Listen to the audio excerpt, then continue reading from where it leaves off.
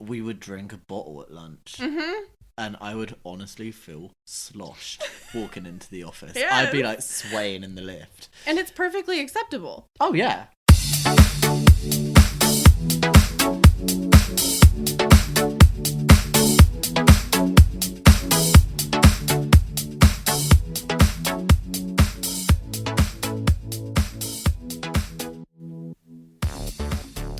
Welcome back to this episode of 10 Hours from Home. Can I just say that I have been traveling like a mad woman. I've officially made Air France Gold, so I'm sitting in the lounge now, sitting in the salon in Air France. And it all seems very chic, but I have to be honest, I'm very tired. Like, that's a lot of traveling. So, I'm ready to kind of be like setting in one spot, you know? It's all business travel or life, getting my shit together and my papers and my taxes and all that stuff and renovations. And it's just been crazy, but it's been an adventure and it's been nice to see the rewards, I guess. But the other day, I have to say, I've been doing so much traveling and I'm so used to just going like Paris to San Francisco, straight shot, right? It's a straight shot, a one way, like no stop, no escale, no layovers, no BS, right? San Francisco's a great airport. It's super easy to navigate, super easy to deal with. Paris, same. Like, I mean, maybe it's super easy to deal with because I'm so used to dealing with it, but it's a massive airport. It's well thought out, well laid out, easy to navigate, kind of like the Paris Metro. That being said, now that I'm in Nashville, now that my mom's in Nashville, I should say, and now that that's the place that I'm flying back to in America, like there's no direct flight from Paris to Nashville. So I either have to stop in New York, which bleh, or I have to stop in Atlanta, which bleh. And if I have to choose between the two, I would choose New York because it's just, they have the mobile passport app and I can get through customs a lot faster. That's literally the only upside of New York. Because if you're landing in an international terminal in JFK as an international flight, the thing about the US is like the moment that you come back into the US, like even if it's not your final destination, you have to take your bags, go through customs, and then recheck your bags on the other side and then go through security again. So it's a pain in the ass. It's like a massive pain in the ass because your first port of entry is considered like where you're coming in from the international sphere and you have to go through customs that way, which whatever, I get it. It's a big country, whatever, but it's a pain in the ass. And so the last time when I flew through New York, I had to grab my luggage and then recheck it. And then I had to leave the airport, go outside of the airport, which was fine. I mean, after a 10-hour flight, and this one was actually coming from Morocco. So after like 15 hours of flying, it was nice to be like outside, you know, but still like I'm fucking tired and it's hot and it's whatever. It actually wasn't that hot, but it was hotter than I wanted it to be. And I'm like lugging all my crap and I'm outside literally walking probably like a mile and a half to get to the next terminal because for some reason there was no freaking shuttle, which whatever, and it's fine to do when you're not exhausted. But it just like, who thought that this was a good idea? You know, this is my issue with New York. And we all know I have an issue with New York. New York thinks it's the fucking greatest place in the whole entire world. Well, then why is everything so fucking complicated where you are? You know what I mean? Get it together. Like, make your airport better. Make it more cohesive. Make it more user-friendly. If you really are the shit that you say you are, and make your freaking highways the same. Like, use your tax. Where are your tax dollars going? That's what I want to know, New York. You have some of the highest taxes in the nation. And where is it all going? I don't understand, because your sidewalks are crap and your highways are crap and your airport isn't that great either. Just saying. And then when I got in the airport, I had to do something that I've only ever had to do in Morocco, which makes me laugh. I mean, it's not only ever had to do in Morocco, but it's on, you know, like shitty little airlines that like where you have to load on the tarmac. They don't even have a gate. And so this time I was going from the international terminal to the domestic terminal. And then I went through the domestic terminal and then I had to go get on a bus. Like there was no air tram or something, whatever it is. Like to get on a bus to go to the next terminal and then drive through all the planes. I was like, am I back in Morocco, like flying on Transavia, or am I flying like Air France and Delta? Like this is so confusing. So anyway, I just thought that was really weird. And then But I mean, as weird as it is, like, oh my God, Atlanta is the fucking worst airport. Can I just tell you that? And apparently they get the most passenger traffic in the entire world, which again, like, get your shit together if that's the case. Like, get it together, please. Because first of all, let me just say, I fly out of Hartsfield because it's the only place when flying Air France, like Delta's their partner in the US and then Atlanta's their hub. So I fly out of Hartsfield and their international terminal, first of all, the tram is never working. So thank God I usually have like at least an hour to get from, the domestic terminal A to the freaking international terminal F or whatever it is. And so it takes literally an hour to walk there because the tram is never working. Like literally I've been there probably 600 times at this point and it's worked once. Then you get to the international terminal and now, I mean, logically you would just think, okay, like here, all these other terminals are domestic. And so I know that the US is big. Ostensibly, it takes the same amount of time to fly from New York to California. But you would think if you're on an international flight, there would be like in the international terminal something more than like the Hudson newsstand and a Starbucks to eat. Because like you would think logically that these are the people who are probably, flying the furthest and the most and like paying the most amount of money to fly as well. So like maybe, I don't know, you could throw the PF Chang's in there. Like maybe just toss it in there instead of making it all the way on the other side of the airport. You know what I mean? I'm just saying, like you could potentially like just make life easier for everybody and that would be great. I'd even settle for a Burger King at this point. Like I swear to God, it's crazy to me. Just makes me laugh. Like, what are you doing? Like, come on, guys, get it together.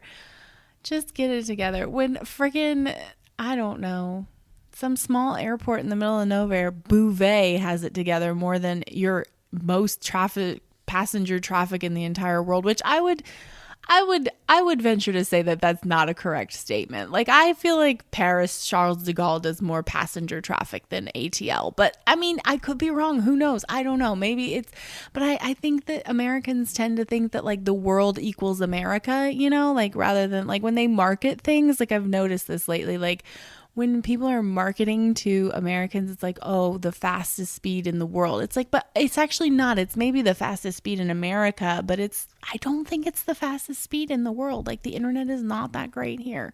Like when I get better internet in Morocco or cheaper internet in France, that's like better than it is here. Like, I don't think that that's true. Like you have to speak like locally, not globally. And America doesn't equal the world, but it's okay. I mean, I know that like sometimes people think that America is the world in America, but it's actually not. It's a very large country that's a part of a very large planet. So I would like to see the stats on that passenger traffic through freaking Atlanta, and if that, like, again, if that's the case, fine. But, like, get your shit together. I'm just saying, like, get it together. I want a nice airport experience. This is why everybody hates going to the airport. Because they're so fucking confounded and convoluted and ridiculous to go through. And then when you're paying $1,500 for a flight, and when you get two of the slowest human beings, the slowest moving human beings on the face of the earth, working the Starbucks in the international terminal, and that is literally your only choice when you've had to hike an hour and a half from the fucking domestic flight to all the way to the other end of the airport because the tram isn't working. You don't have time to go and browse through the other terminals to see what's up for food. Like, throw me a bone here. I would even take a Burger King at this point. Give me a break. Some real food. Not that Burger King is real food, but I'm just saying like something so that I'm not like living on a matcha tea and a fucking sausage egg biscuit sandwich. Like, God, get it together, Atlanta. I'm flying through Detroit next time, so we'll see what happens there. Fingers crossed. Maybe Detroit is like the sleeper hit of the nation in terms of airports. But I do have to say, this move to Nashville, I do miss the San Francisco airport. It was a very seamless transition from one to the other. Not to mention the domestic flights are a whole nother story. Like, international flights are not that bad, but those domestic flights, oh Mona, like, I don't understand what Americans are doing. Like, put your pants on. It's okay. It's a 45-minute flight. Like, you don't have to come in full pajamas. Anyway, that being said, I'm sorry for my little rant. It's just a little bit crazy to me. Like, and obviously, like, I have a little bit of, like, I have a few feelings about the airport construction, and I just want to talk to these architects. Like, have you ever flown out of the country? Have you ever experienced an airport? Like, come on, guys, like, get it together. I mean, I feel like it should be easier than this, but who knows? Maybe one day somebody will ask my opinion in a real way for how to construct an airport, and then I can tell them, and then it'll probably be a total shit show because, like, it's probably not that easy to construct an airport, and I'm sitting here critiquing it. But seriously, get it together. Anyway, today we have my dear friend Daniel, who is a fashion designer extraordinaire. He's a very talented young man. He's funny as hell, and I've really enjoyed getting to know him. He's a friend of a friend, and he's become my friend, and we have had a lot of fun together in our few years of knowing each other. And he's going to talk about, because he doesn't speak French. I mean, he knows a few words at this point after 4 years of living in Paris. And that's great. Like, here's the thing. When I first moved to Paris 10 years ago, you couldn't get away with not speaking French. Like, you just couldn't. That's just the fact of the matter was you could not get around Paris without speaking French. And now it's very, I don't know if it's nice or if it's not, but it's different, and it's great for people who don't speak French and who only speak English, because they can navigate Paris very easily without having to learn French. I think if you're choosing to live there, learning French is an essential, but I think it's nice that, like, you can navigate France now, Paris at least, without having to speak a lot of French. So we get into a whole discussion about how to find a job, how he found his job, his first job and his second job now in Paris, without speaking French fluently. And he works in an industry in fashion that, English is the language that kind of gets you around. English, French, and Italian, I would say, are like, if you wanted to choose three languages to speak when you are working in fashion, I think English, French, and Italian are most helpful if you're looking to work in the Western world. But yeah, he's going to talk a little bit about how he went about getting his job. And even if you're not looking to get a job in a foreign country, I think a lot of his advice is really sound advice, and like things that, looking back on it, I'm like, shit, well, I wish I would have done that. So it really, whether you're looking to get a job abroad or at home, I think it's great advice either way. So let's get into that interview. I'm so excited for you to meet Daniel. Welcome to my sweet friend Daniel. I'm very excited that we get to do this together today. Yeah, me too. Sorry I was like an hour and a half late. No, it's fine. Finally back in Paris. That's the main thing. Oh, God, I know. I'm so happy. How are you, my dear? Yeah, I'm good. We're super busy at the moment, working on our fashion show, which we're presenting during the Couture Week. We've got about 3 weeks to go. That's exciting. So, working hard, but nearly there. All good. Almost there. Well, that's a perfect, segue into what we're talking about. Perfect, yeah. So, I wanted to talk to you a little bit about finding a job in France, because you don't speak any French. Oh my God. I mean, when I was studying at high school, and French was one of the lessons we had to do, I thought, oh God, who's going to learn French? I'm never going to move to France. This is all a load of crap, blah, blah, blah. Little did I know that when I was at St. Martin's and that all of our possible internships were going to be in France, I was like, oh, fuck. And so basically I arrived to France not speaking any words, and not even that great now, but at least I can get by and go. If I need to talk to the bank manager, I can. If I need to, I can at least order my food, We're at that point now after nearly 4 years. I just remember sitting in a restaurant with you, and you were trying to tell the waiter to split the check. Oh yeah, multi. Multi. Multi. Yeah. And the waiter and I all looking at each other like, what? The fuck is he trying to say? No, but honestly, as an English person, and I'm sure as well for Americans as well, we're so spoiled that we speak English. We're so spoiled, and it's, none of my friends in England speak any languages. So when you're thrown into the deep end and you're like, oh fuck, need to really learn it. Yeah. So I mean, I've learned it definitely not in a proper way, but like just through hearing it, and yeah, same way I did. And then I finally gave up the goat and like went to a fucking French class and like actually learned the grammar. I would love to go to a French class. I just don't have no time to go to one. And they say, oh, maybe go in your summer holidays. Fuck that. I've got 4 weeks. I am not going to French classes in my 4 weeks off. But you didn't take advantage of having a French boyfriend either. Yeah, I did. I mean, I guess, kinda. but he spoke English. He spoke English, thankfully, but he always said, oh, you need to speak French. And I was like, the more someone tells me to do something, I'm not going to do it.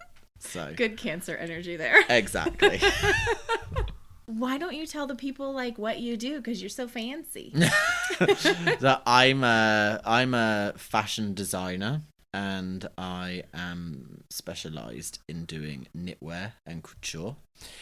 And super specialised, like very specialised. Genius.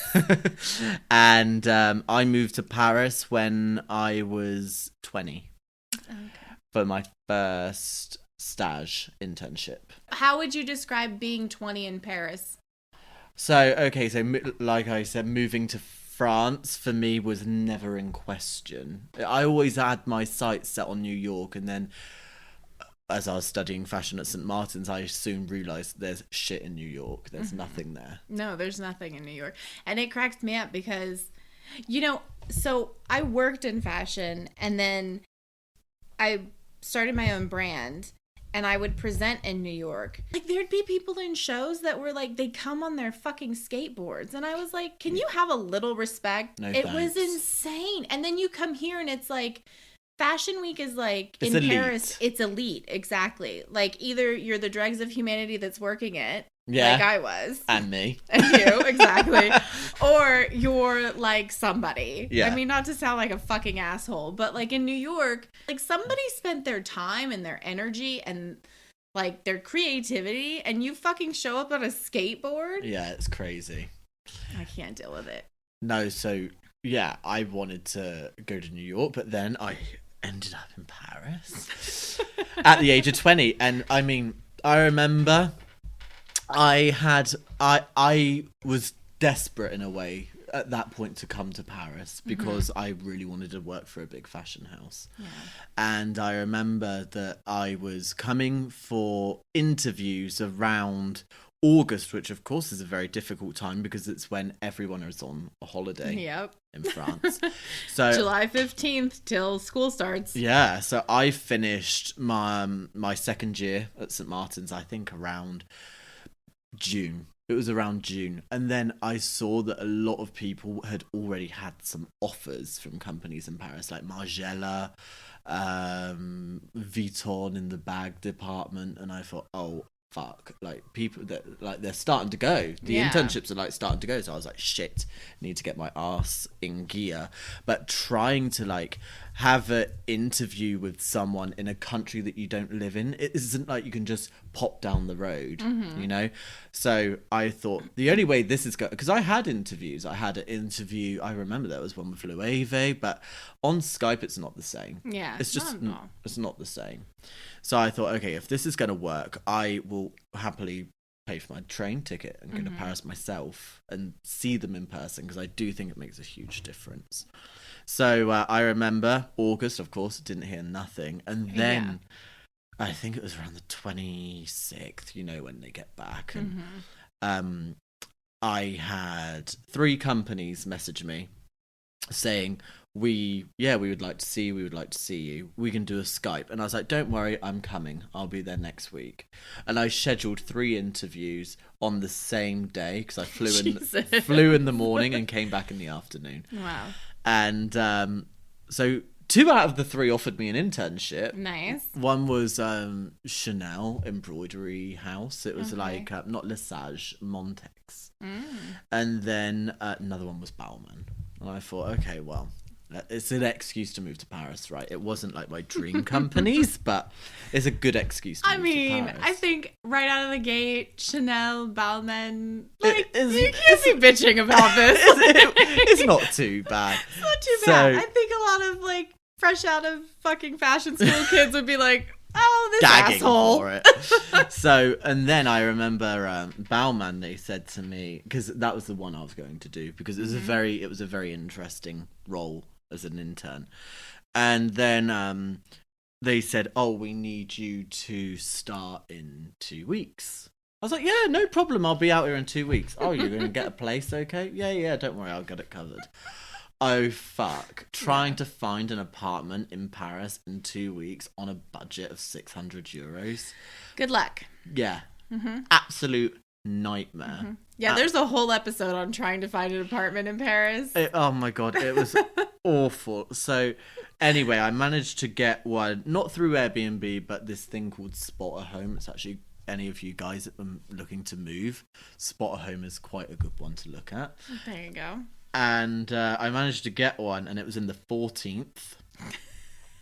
Just so you guys know, the 14th arrondissement of Paris, it's not the most exciting. It's not safe. It's very safe, but it's just very boring. Well, and also, just so everyone knows, Daniel doesn't fucking take the metro. So he, like, stays in the one arrondissement that he knows. That I live. And it's the Marais, so... Or Saint-Germain. Or Saint-Germain. And those are his, wheelhouses, and he just walks to all the things. But I remember my dad flying with me to move, right? So he came out here, we flew together, and at the time I couldn't move straight into the apartment. I think I had to like wait for like 4 days or something. So we stayed in a hotel, and I remember he said, right, let's go set up your French bank account. I thought, yeah, let's go do it. Like, easy. I've got the job contract, everything. No, not easy at all. No. I go to the bank, but where do you live? In French, tu habites? And I was like, sorry, you don't speak French. C'est pas possible, désolé. Go. I was like, oh, you're kicking me out. Okay, thank you so much. So I then had to get paid in cash as an intern. Because just setting up a bank was a nightmare. You just gave it up? I just gave up. And then when I was moving to my second stage, which was at more of a very corporate company, very big corporate fashion house, they were... that we shall not speak the name of. Yeah. The HR were very strict, and you have to have a French bank account, you have to have this. But as I was already living in the apartment, I kind of heard from other people how it's done. You kind of get the rhythm. But when I was with my dad and he was leaving, I wanted to just burst into tears because I thought, I don't know how I'm going to do this. Oh, yeah. I totally get that feeling. When I moved here, my mom was with me, and I was supposed to move in with Lavinia. And then her roommate decided that she didn't want to move anymore. So I had to find an apartment literally like in 3 days before my mom left, because the apartment that we were renting while she was here was already booked. And like, it was just... And was Airbnb working around then? No. No, that's the thing. It wasn't a thing. No, not 11 years ago. No. 10 years ago. I think even when I came here, I mean, Airbnb was a thing, but it was so expensive. Like, I remember when I was looking to move here, and because I was like looking for per monthly, of course, and per monthly it was like 5,000. Yeah. Ugh, yeah. It's like Airbnb, like even now it's expensive also. It's still the more expensive option. But it's the most easiest, but it's the easiest, but you have to definitely pay the price for convenience. Oh, yeah. I mean, could you imagine trying to get an apartment through an actual French immobilier? Oh, God. I have. It's a pain in the ass. I got this one that we're in now with a friend, but because it was during COVID, it was much easier. They were desperate for business. Yeah, I'm sure. I'm sure. Even now, I've noticed there's still, like, way less people in the city. Oh, yeah. I mean, the real estate market too. Like, there's a ton of stuff on the market in Paris, which I just think is insane. So you did your French CV, creating a CV for France. I feel like it's a whole different enchilada when you're talking about like a French CV versus like the rest of the world CV resume situation. Oh, for sure. I mean, for me, it was I was studying in London when before I moved to France. So, always done it the English way, and I think it's similar to an American way. It's where you don't have a picture on your CV, you just very much bullet point everything very clearly. No fancy designs on CVs, like pretty black and white. Yeah. And that's how I still do it now. But when I was sending my CVs off to companies in France and I wasn't getting any replies, I was like, what's this about? Like, is that I need to do a French CV? I mean, working in fashion in France is very international, so you would expect an English CV to be okay. But thankfully, in the end, it was okay. I never really had to change my CV, but I do know that, for example, my friends who work in marketing, which is more of a business part of the fashion side, it's very much you have to have a very clear French format. You have to have your picture, an updated picture at that. It can't be one of like more than 2 years ago. It's very strict. But I think, if anything, the kind of rule that you have to put a picture on your CV, it's not just in France, it's in Italy also. I think the fact that you have to put a picture of yourself on your CV is so outdated. It's almost like judging you on what you look like and not what your skill set is. I mean, let's be honest. If you were someone who had hundreds of piercings, I am sure a French HR is going to be like, no thanks. Absolutely. No Absolutely. thanks. They would never accept you. And it's not about what you look like. It's not about, anything like that. It's about how good you are. So I think as long as you can bullet point your skills without a picture, I mean, I wouldn't want to see the candidate that I was interviewing a picture on their CV. I wouldn't want to see it. I kind of like the surprise. Oh, you're like this. I didn't picture you like this. And I think that's a good thing. Yeah, I agree. But I think, as I was kind of saying to you earlier, it's like some countries, as much as they're great and they're modern and everything, they are a little bit behind the times. Yeah, and I think the Latin-speaking countries are more so than others. Definitely more so. I mean, yeah. I mean, it's funny too, because like you come here and there's a lot of progress in certain areas, right? Like if we talk about sustainability and we talk about like, my internet here is the best it's way better than the US. No, the internet here is great. I wish I'd never understood. But then like, things are so antiquated, but then as well, then you got things. I remember when I first arrived at my first company in France and we were printing so much paper and I said, oh, where's the recycling paper bin? Oh, we don't have that here. Yeah. So what, you don't have a recycling paper bin? And even in the building that I live in now, there's not a really like a paper bin. I find that a bit crazy as well. I do too. I know, it cracks me up because, Macron is always like, oh, sustainability. I'm like, the first thing you could do is fucking take away half of the papers that nobody looks at in the fucking administration. Exactly. But okay, we'll just, maybe kill 3,000 less trees a year. Exactly. And then they say, oh, sorry, we've lost your papers. We need another copy. And it's like, okay, let's spend another 1 month filling that crap out. Exactly.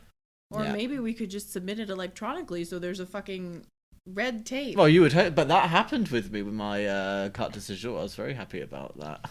That it was all done online. I know. I actually mentioned this on a different podcast. Somebody else's podcast. Oh, yeah? Because we were talking about it and I was like, yeah, my my British friend, he had to go through Brexit, and he was like freaking out because he just had to bring his fucking passport and his birth certificate. And he was like, "Oh my God!" And I was like, "If only, if only that was my plight." Like, no, I was standing in line in the fucking cold at 6 a.m. Oh my God, yeah. With a binder of paper. Literally, I would bring every single paper that I had.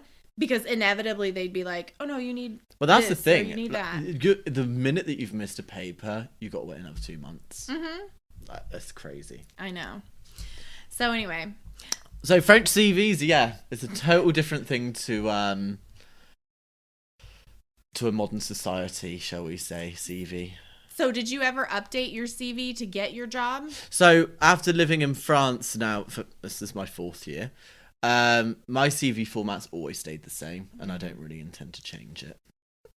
And then you finally got a stage, and so what was that like? Kind of like, I mean, you studied at Central Saint Martin's. Sorry, I was gonna say Saint Martin, which is like one of the best schools for fashion, like in the world.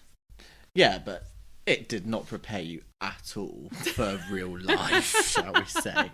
Like, people can say, oh, whatever school is the best. Okay, I think, yeah, like, they give you, like, the fundamental groundings and teaching, but it was nothing true to what real working in a fashion house was like. Mm-hmm.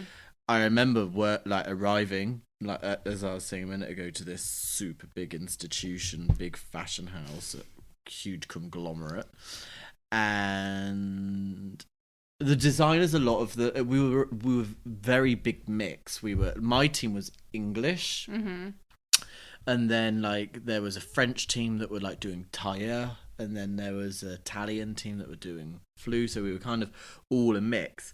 But my God, like the way that it's so how do we say, controlled, and the managerial aspect of it was crazy. It was it was great because it was so organized, but at the same time, what we have to remember is that there's a difference between fashion culture and French culture, and French fashion culture is a whole nother ball game. It's a whole nother ball game. Why did you decide not to do something in London? I mean, you have big fashion houses in London. Yeah, I mean, in London, you've got like McQueen, Burberry, and things like that. But the thing is, with coming to work for a big house in Paris, you're guaranteed a career. Yeah, this is true. Forever, basically. I know. You know what's so funny is like New York is like, oh, the fashion and da-da-da-da. Or like when I was moving to Barcelona, like everyone was billing it as like the new fashion capital. And the truth of the matter is that Paris is and always will be the fashion capital of the entire world. Like everybody looks to this city. Well, the minute that, I mean, if you've got Chanel, Dior, Vuitton, or whatever here, they ain't moving to wherever. You know? They're always going to be here. Exactly. And as antiquated as they are in terms of like, I think the actual pulse on what's happening like on the street, I think it's still everyone aspires to that. I think so, yeah. And but no, I mean, I knew that going into a big conglomerate company was going to be, you know, a shock. It was a culture shock, massively. I mean, I was very lucky that I was working with English people, so I really like got the attitude and everything. But yeah, it's just it wasn't the people, it was just the way that things were like so anal about certain things. Yeah. So anal, like yeah, that was the difficult part. How easy would you say it was to navigate the whole process of finding a stage and like then turning, you know, it into a permanent contract and all of that with not speaking French? Okay, so when I was at St. Martin's and I was looking for my internships, I was like going on LinkedIn and finding British people that were designers working in French companies. That was like my instant thought. Yeah. Because I thought... It's a good thought. It's a good thought because a French person's not going to hire me. No. They're just not going to. No. And I remember that I really wanted to do knitwear, and I found the knitwear designer at the company I really wanted to go to, and I sent her I had met the headhunter for that company at St. Martin's. They came. So I had her email address. Mm-hmm. So I knew the email address format. So it would be like, for example, I don't know, Angeline dot blah, blah, blah at whatevercompany.com. Mm-hmm. Okay. So then I went on LinkedIn and I found the knitwear designer. And I thought, okay, right, let's put her name in that email format. Mm-hmm. So at.com. Mm-hmm. So that's what I've done, and it worked. The email went through, and I thought, okay, well, I haven't got a bounce back, but she hasn't emailed me back. So I emailed her literally every 2 weeks on a Monday morning. Nice. Until I got a reply. And I didn't even get a reply. What happened was I was at Bauman, and I really wanted to go this big company. Mm-hmm. And I saw that on the website there was a opening for a stage in knitwear. And I thought, okay, I've harassed this woman so many times, and she doesn't even have the decency to message me back. I thought, right, let's just do this out of spite. Yeah. So I emailed her again. That afternoon, I get a phone call. Yeah, can you come in on Thursday morning? I was like, yeah, sure, no problem. Great. Hanged up. I was like, okay. I already could just tell by the tone of voice, the demand, mm-hmm. This is going to be difficult.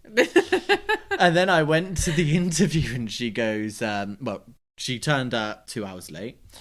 She kept me waiting in the lobby for 2 hours. And she comes down and she's like, yeah, so I guess it's your interview now. And I was like, okay. And she was like, thank you for the harassment, by the way, for the past 3 months. And I was like, oh, you're more than welcome. I'm glad that I'm sat here now having a chance to talk to you. You will never forget me. Exactly. And that's what she loved. Yeah. She loved that. She said, I hired you because I just knew that the fact that he has the persistence to email me shows that he can get shit done. Yeah. And that's how it was. So I didn't really go through it in like a traditional way. I kind of done it my way, and it kind of worked out. But then, so I started my stage, and then I was there as a stage for 6 months, because in France the longest you can do a stage is now for 6 months. Yes. And what happened? And it has to be paid. It was very well paid. Yeah. Stage. That's why I wanted to come to France, because if you intern in London, you get paid nothing. Yeah. In France, they have to pay. So I was getting paid, and I said to my boss, Charlotte, I said, I really would love to stay. And she was like, just so you know, in France, the law has changed where we can't extend internships no more. Mm-hmm. So we have to give you somewhat of a contract. And where I was, it isn't like they can just give a CDI like... No. They won't. And they won't either. So I remember I was desperate to stay, because I really didn't want to go back to school to finish my studies, because I thought I've learned so much here in the 6 months. Going back to school to get into more debt, I mean, what's the point? Yeah. So anyway, we had a very good working relationship, and I get a phone call in the afternoon from the directrice, and she said, can you come into my office? I was like, oh god, am I in trouble? Who did I yell at and she piss off? Exactly.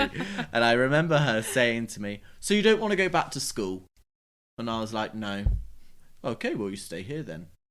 And I was like, it's as easy as that. She's like, oh, I speak with the HR and we can see. I get a phone call the next day. Have you heard the news? And I was like, no. She went, you've got a contract.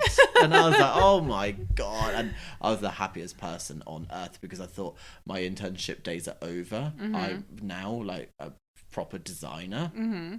I was like, this is insane. Little did I know the contract.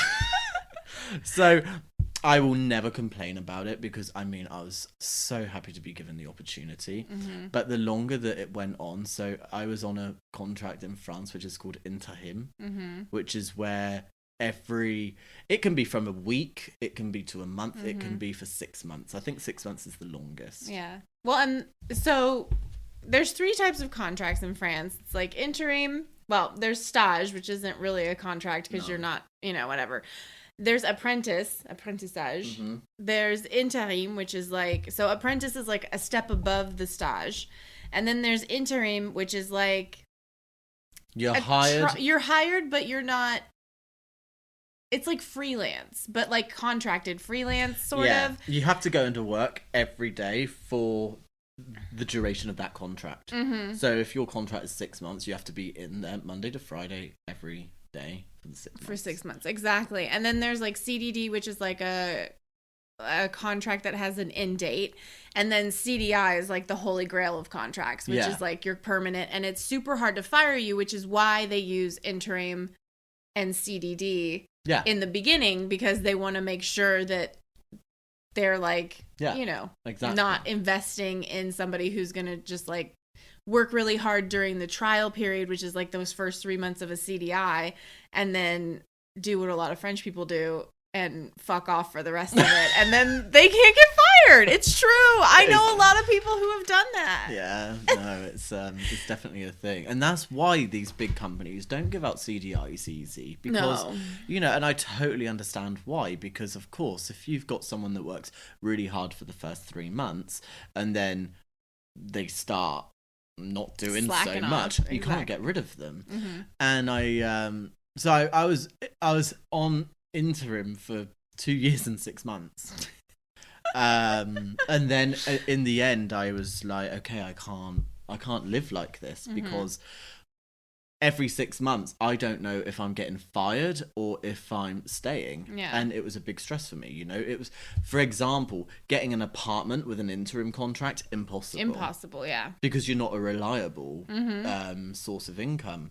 So it was a nightmare for everything bureaucratic. Declaring taxes as an interim, I mean, nightmare. It was just a shit show, basically. Not the work, but just like the but the crap that came with the contract itself.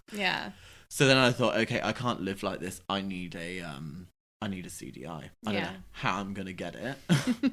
I don't know how, but I was very lucky that. So going from an interim to my next job, I was headhunted through LinkedIn. LinkedIn's the way now. It's the new way of, getting jobs. And I got headhunted by another conglomerate group, and they said, we would like to interview you. Long story short, I got offered the job, and it was a CDI straight up. I was like, oh wow, okay. Taking it, obviously, because it's safety. And I did have to do a trial period. That's the norm, that you do a trial period. And of course you're always crapping yourself a little bit, like, oh god, I remember saying to you, I was like, oh, I really hope they like me during my trial period, because every week pulling tarot cards about it, like, am I gonna make it? Am I gonna make it? And then now they love you. They loved you in the beginning though too. The thing is, this company's lovely. It's like a total different way of working. But you mean like a not psychotic way? Not psychotic, but actual human way. And no, but I remember that with the trial period, not only is it easy for them to get rid of you, but you can also leave. So like, if you have another job that you want to go to, you can leave tomorrow within that 3 months. That's the great thing about it also. But I mean, it's not good for either of you in that situation. So when they say, oh, you're staying on, you're just like, oh, thank God for that. But even with interim, why I was so lucky to be able to go to my job with the CDI was because with an interim, I think the notice period is like a week.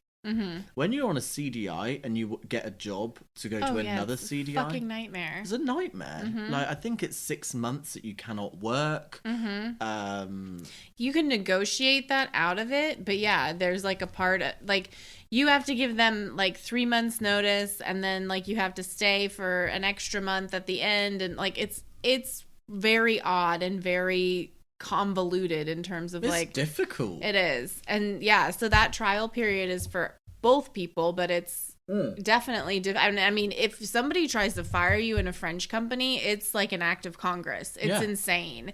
So, but I remember like where I was working when I was on the interim contract, there were people that were CDIs, and they were like senior designers or whatever, and they had been there for like 6 years. Just so you know, like the way that fashion works, it isn't normal to stay in a place for a super long amount of time because you want to move and you want to see something different, right? So the norm for a like senior designer would be 4 years, and definitely when I was a junior, 2.5 years is long. Absolutely, it's quite long. And I would remember there was this one designer, and she was there, and like a few others, and they were there for like 6-7 years, and I was like, why don't you guys go somewhere else? And they were like, because it's so difficult to get out of here. Yeah, like you become trapped. Yeah. And I was like, oh my god, like, and I wouldn't want to be trapped here, basically. Yes. Like, that's very sad, that thought that you don't even have that freedom in a way to just say, fuck it, I'm out of here. Yeah. It's not easy. Well, and I didn't know that whole time that you were at that big company that, like, you were an interim. Like, yeah. I had no idea. Oh, no. I thought you were on a contract. Oh, no. Wow. Interim. So that actually worked out better for you because you could just go to the next one that was way better deal. Yeah, and not have any problems leaving. Exactly. But I remember, very interesting, I was talking with my boss the other day, and we were talking about how at that company, like, that people want to leave, blah, blah, blah. Mm-hmm. And she said, she gave me a very good bit of advice, and she said, always have a fuck it fund. Mm-hmm. Basically, like, the minute that you do want to leave just because, like, you don't want to be there no more and you do want to go somewhere else, that if they don't pay you, you've got enough to pay for yourself, and just, like, be like, fuck this, I'm out of here. Exactly. And go to Bali for the year and then come back. You know, yeah, something like that. just get a good fuck it fund. Mm-hmm. And I thought, okay, shit, I really need to start doing that because it's important. You never know. Like, fashion changes day by day, so you never know how your situation's going to end up or the next. You know? Yeah.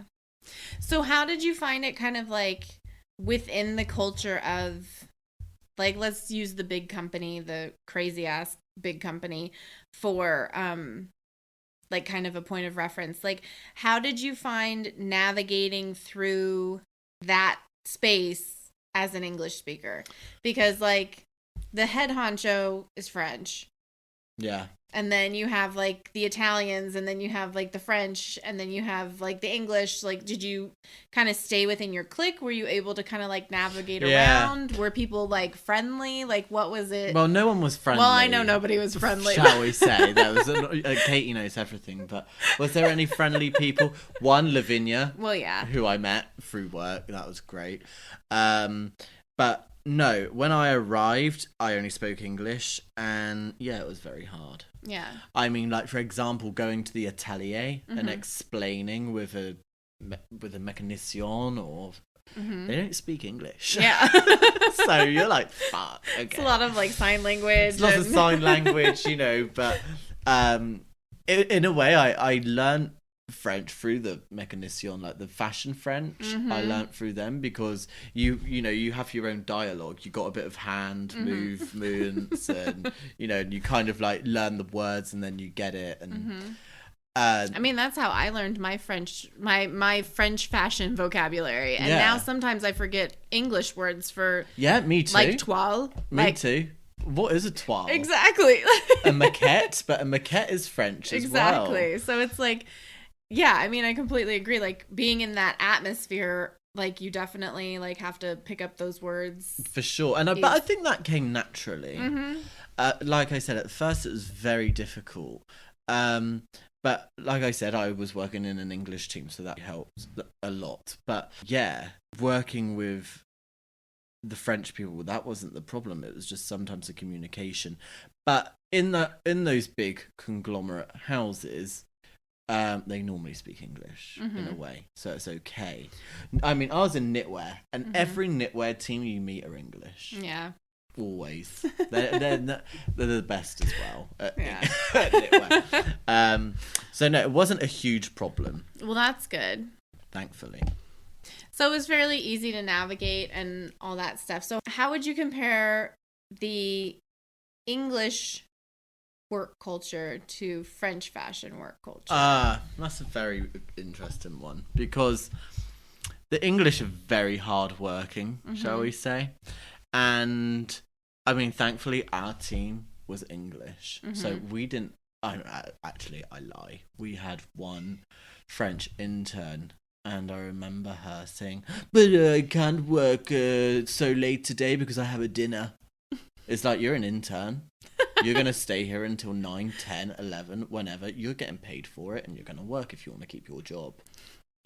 That's the English mentality. Yeah. Whereas the French are very much like, oh, sorry, it's not possible. I have to go out for a dinner. I can't work this weekend. I'm in the south of France, you know. Whereas English are like, we're in the trenches all together. Yeah. Getting through it. Yeah. Like the Americans. Like the Americans. Like Italians. Italians are very hard work. No, all the Italians I've worked with are very hard working. Okay. I think if they're enough. from the north. From the south, maybe they're a bit more Latin. You know what's funny is I remember like all the Italians would come in for like their buying appointments with this brand that I was working with. And they would come in and like they refused to speak English. Like they would only speak to the Italian sales, like wholesalers. Yeah. And I was like, I just said hi. Yeah.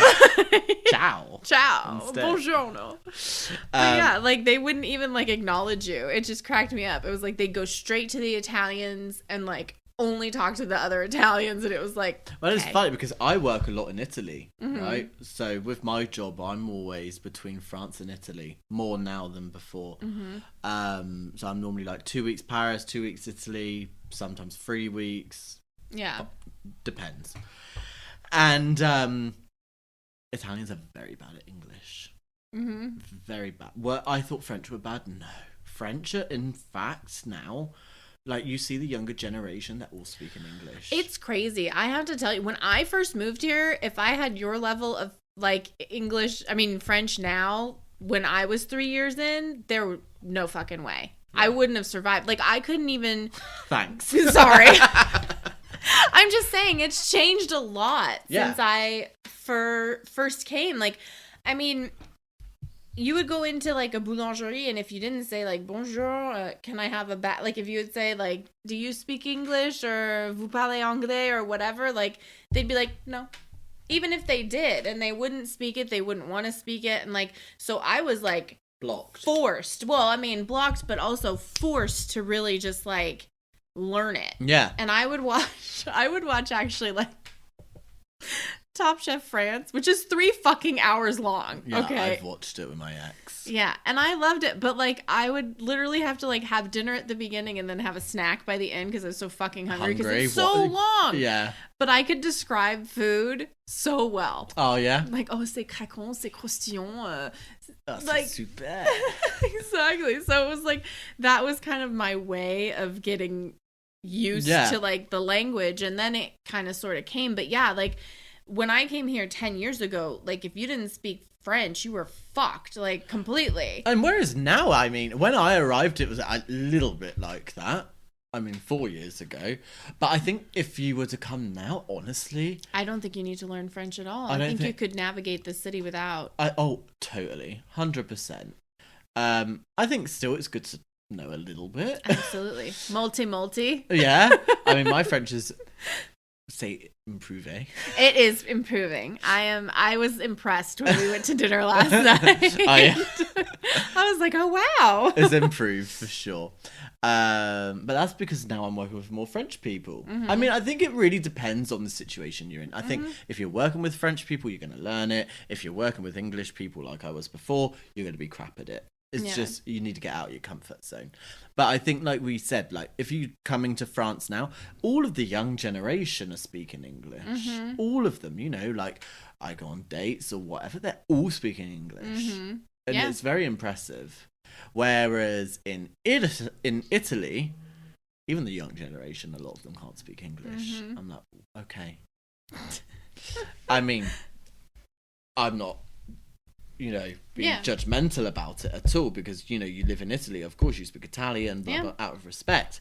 But I think that France has become a very international country more than it was before, which is a good thing. I think it's moving in a positive way, I think. Yeah, I agree. And I think that, like you said in the beginning, like, being English and American, we have the unfortunate and fortunate advantage of, like, being able to kind of, like, navigate the world with English, because most people do speak English as a second language, or, even as their first language, depending on who your queen frickin' colonized. What always makes me laugh in France, right, is like you talk to, I don't know, you're at a bar and you're talking to a French guy. But my English is not so good. I'm like, your English is great. Mm-hmm. It's because you guys are so judgmental about French language that you think that I'm going to judge you. Mm-hmm. No, I'm not judging you at all. If you can, like, say 3 sentences, that's more than I can. Exactly. So I'm not judging. And I think that's the difference in culture as well. Is like, Americans in English, we don't judge people speaking English. In England, we don't. I don't. Are you fucking kidding me? No, I don't think so. I think you do. And I think Americans do, but I think you and I don't. Probably because we've gone through it, maybe. But I'm now, more than I would have been before, if someone is speaking to me and they're struggling to speak English, I really want to help them. Like, I ain't judging. I'm not like, boo, j'ai pas compris. Yeah. You know? But French people will in a fucking heartbeat. French, they'll just like be and then walk off. Exactly. You know? Oh, I know. Or like, you conjugate one thing wrong, but you like say a dissertation and everything else is right. And they're like, it's une pint, pas un pint, or whatever. And I don't know if that's right in feminine or sorry. Like, it's that's like, what they're getting back from me. And it's just crazy to me. It's like, listen, bro. Okay, your language is one of the most complicated fucking languages on the face of the planet to learn. I speak Spanish and I speak English, and I went to Morocco and I learned Shwiya Darija enough to like fucking get around very easily. And French is still harder than all of those languages for me. And like in my brain, figuring out how to like conjugate things and like what are the exceptions to all the rules, and then there's like 2,000 exceptions to all the rules, and it's just insane. For me, it was just the pronunciation. Oh yeah.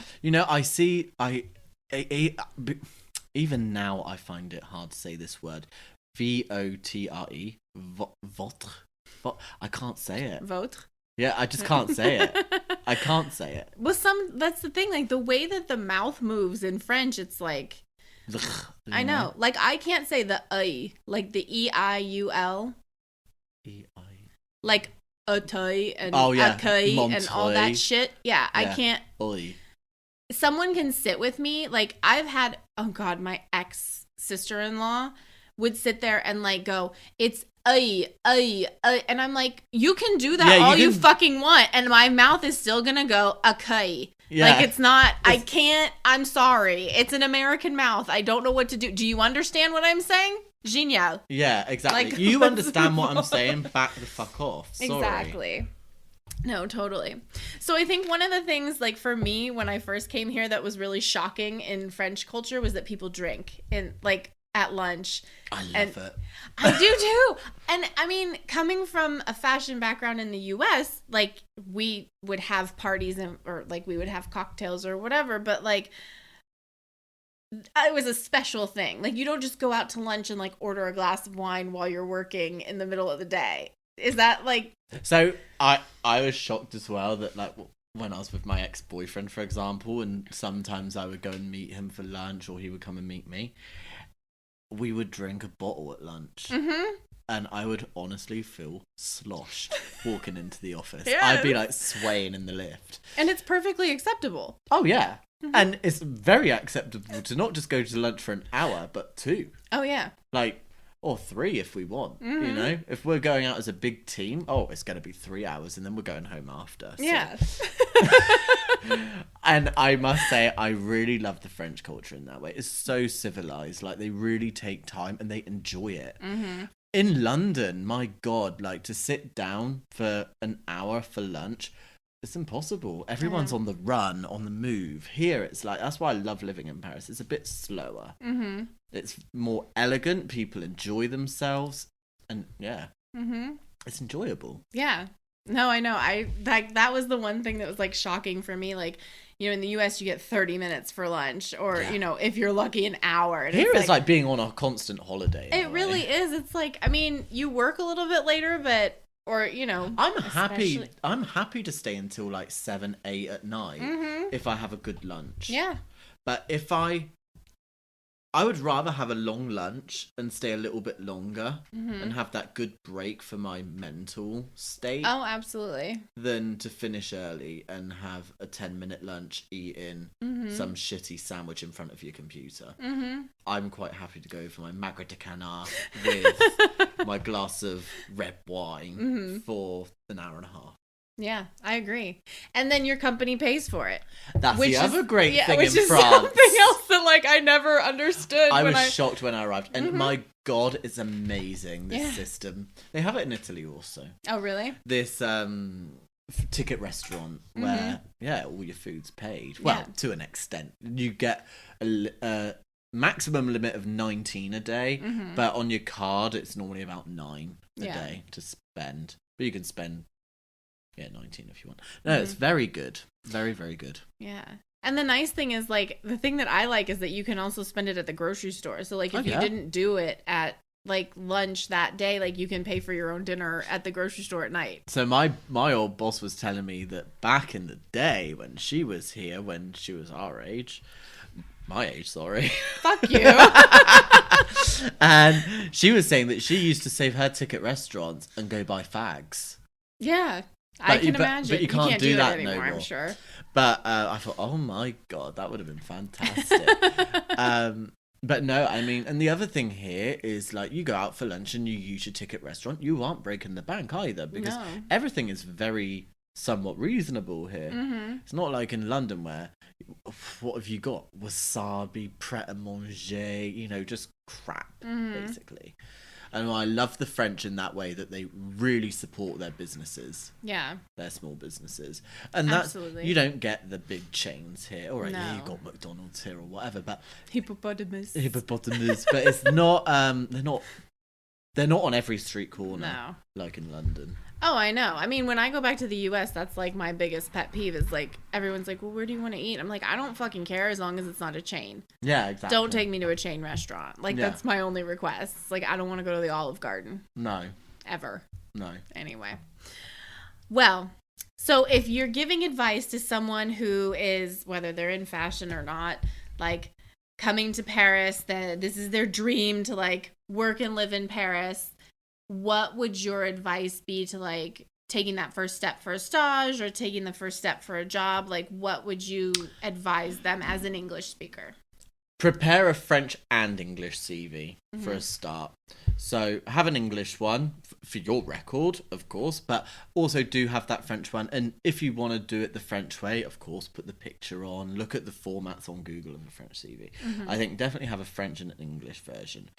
Definitely start looking into your visa requirement, because if you're coming from a foreign country to do a stage, you need to make sure that your school are able to give you a convention de stage, which is a piece of paper which the French government need. And if you don't have it, you're not coming, basically. Yeah. This is true. I forget about this.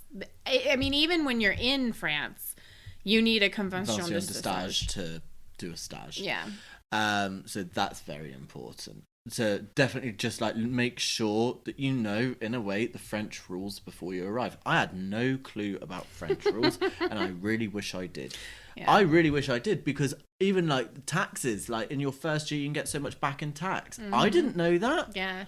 You know, so definitely like look up French laws before you come. I think that's a very good point.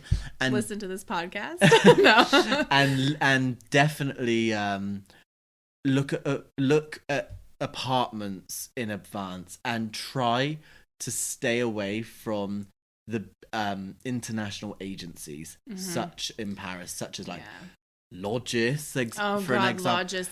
Because so expensive. They're going to rip you off for sure. And I think now there's new ways of finding apartments in Paris, going on Facebook, joining the Paris accommodation Facebook groups, all of that sort of thing. I think as just stage, that's what I would start to be doing now.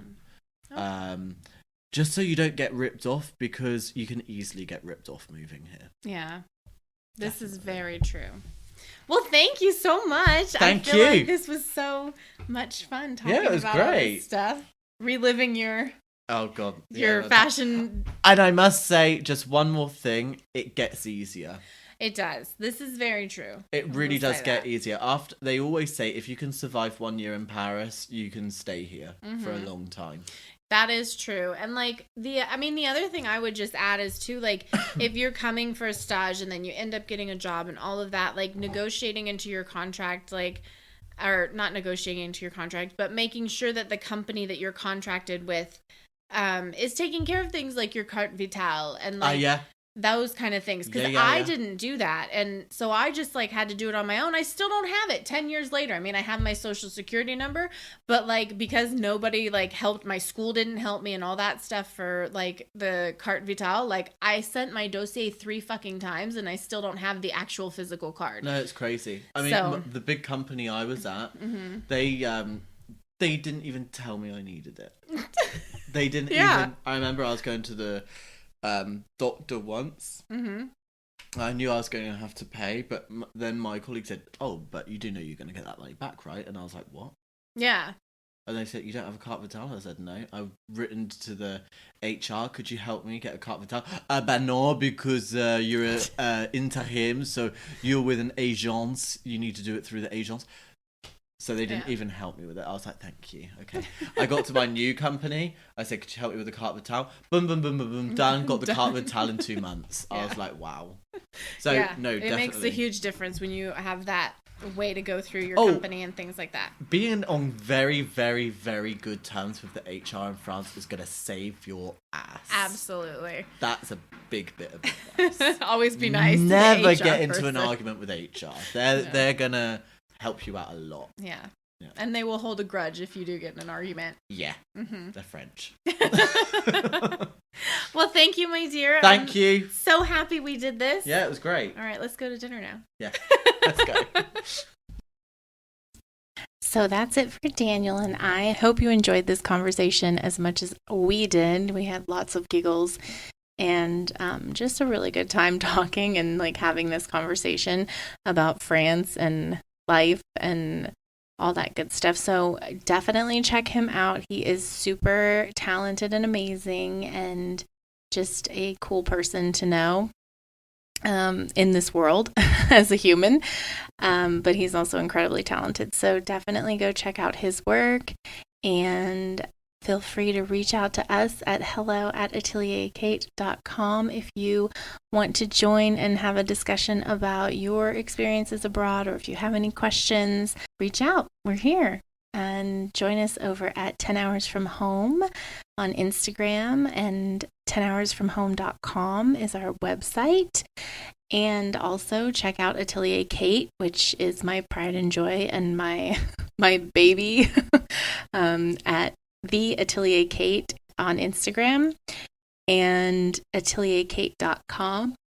We're coming up with some really cool new stuff going on over at Atelier Kate, so keep your eyes peeled for that, because I'm very excited about our new business model, because it's much greener, much cleaner, all that good stuff. So I'm excited about that.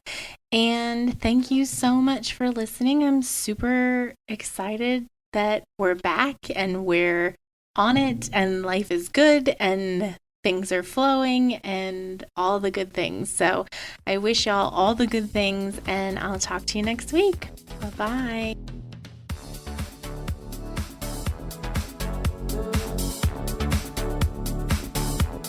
Again, thank you all for listening, and we'll talk to you next week.